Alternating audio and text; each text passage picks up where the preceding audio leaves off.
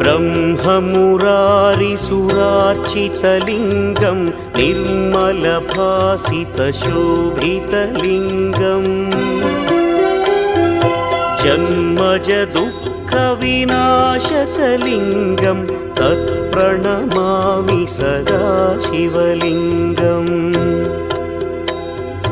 देवमुनिप्रवरार्चितलिङ्गं कामदहन करुणाकरलिङ्गम् रावणदर्पविनाशकलिङ्गं तत्प्रणमामि सदा शिवलिङ्गम्